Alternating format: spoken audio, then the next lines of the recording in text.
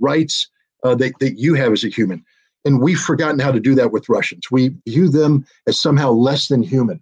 And some of the stuff you read on social media is just disgusting about how we treat the Russians, how we denigrate them. And I blame that on the elite, because the elite is doing, the people who have the PhDs, they know better. It's not like they can say, well, we were deceived. No, you have the PhD. You went to university. You had the opportunity to study this, but you chose to play the game. You chose to play the game of, if I want to get promoted within the system, I have to become a Putin whisperer.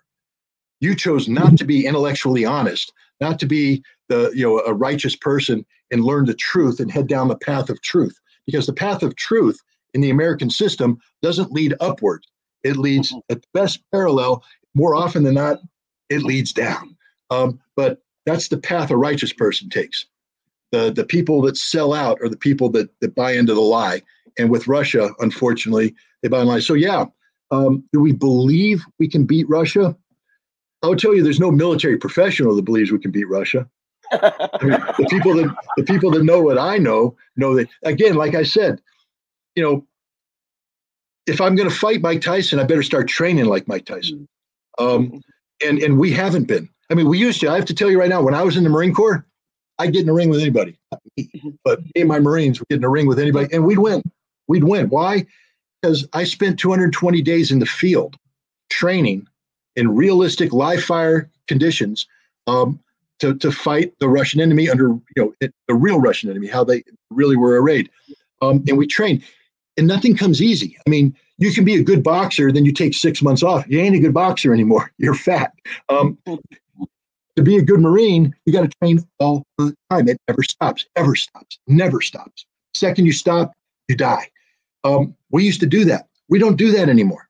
We don't have that mindset. We don't have that money. We don't have that budget. So our military, first of all, we spent 20 years running around the Middle East, kicking down doors of civilian homes in Iraq and killing herders and farmers in Afghanistan. I know there's some bad guys out there that we killed too, but by and large, we weren't playing on the big stage. We were playing on the little stage, and we got beat. But the thing is, we forgot how to fight on the big stage. And today, we don't know it. Now we're looking at what Russia's doing in Ukraine. We can't fight that war. We don't know how to fight that war.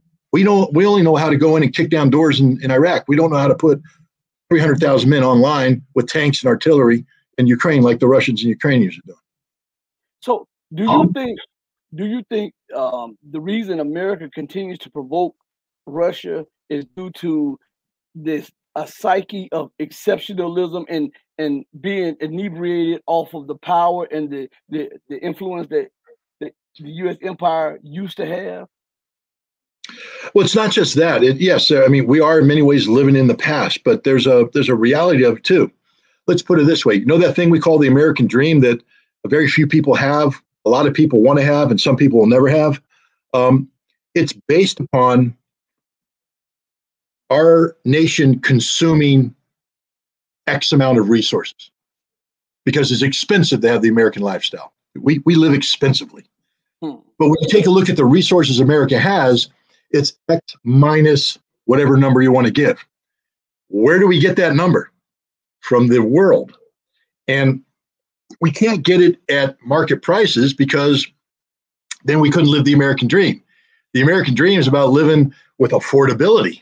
So we have to get things at less than market value. Now, how many people, when they go into business, say, I'm willing to sell my inventory at a loss? No one. But we expect the world to sell their inventory to us at a loss. You have to sell it cheap.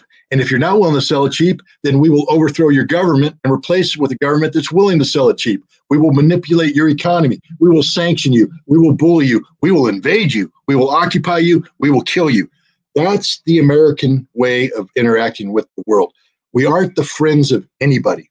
Nobody is our friend. Everybody is a mark. And we're the con man running around, running the greatest con on earth. And when the con doesn't work, then we become the hitman.